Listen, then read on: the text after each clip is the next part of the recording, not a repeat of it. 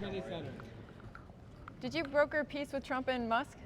What was the question? How does it feel to be back at the Kennedy Center? At the Kennedy Center, yes. It feels great. Look, it's an exciting night. I think Ambassador Grinnell has done a hell of a job. We've raised a lot of money tonight. There's a lot of really good people showing for this evening. Obviously, the President and the First Lady will be here in a few minutes, so we're excited. I've been told Les Mis is great. I've never seen it before, so I guess we'll find out, but I'm excited about it. The last time you were here, there was some booing in the audience. Is that something you're concerned about this evening? No. When you sign up for national office, it's one of the things you sign up for. There were some boos, there were some cheers, and I'm sure we'll probably have a little bit of both today. Mrs. Vance, are you a Les Mis fan? I'm looking forward to it. How's it going on the board of the Kennedy Center? It's been a good experience so far. Looking forward to the next 4 years. And Mr. Tell us a little bit about the call that you and Susie Wiles had with Elon Musk. Which one? I've had many calls with Susie Wiles and Elon Musk. On Friday? Mr. Vance, do you think that Gavin Newsom wants to be arrested? I think probably it would probably help his 2028 Democratic primary prospects, and that's all he seems to think about is politics. But I really would love for Gavin Newsom just to do his job, because California, it's such a beautiful state. It's got so much potential. But what's happening in LA really is a disgrace, and I think it traces directly back to his and Karen Bass's leadership. So very unfortunate. Mr. Vice President, do you believe that Iran wants a nuclear weapon? Well, I don't know. I think it's really up for them to signal to the world. What the president has said is we don't want Iran to have a nuclear weapon, and we're willing to do what's necessary to ensure that doesn't happen. We of course, are in the middle of a negotiating process.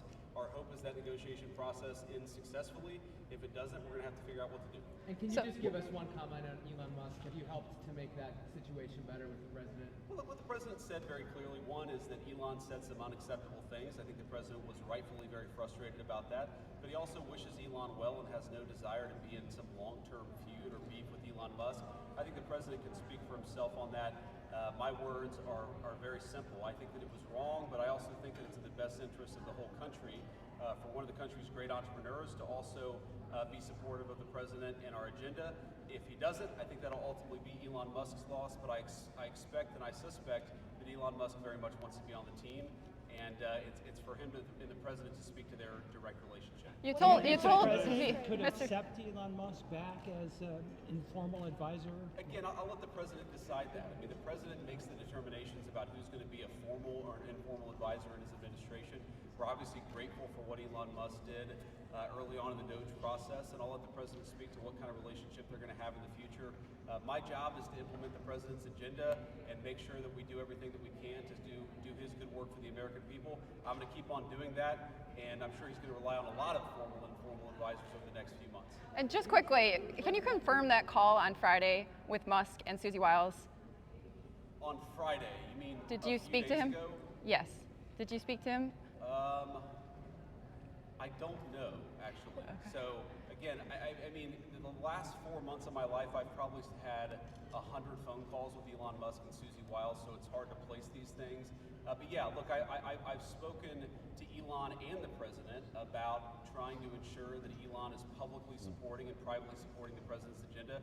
I'll keep on doing that. Do you So believe? what is your message to your artists who say President Trump staged a hostile takeover of the Kennedy Center and they're now going to boycott this place? So, sorry, say that again? What is your message to artists who say President Trump staged a hostile takeover of the Kennedy Center and they refuse to perform here now? Well, look, I don't know which artist said that, but it's not a hostile takeover. He's the President of the United States, and this is the great performing arts center of the nation's capital. It's right for the President to have some role.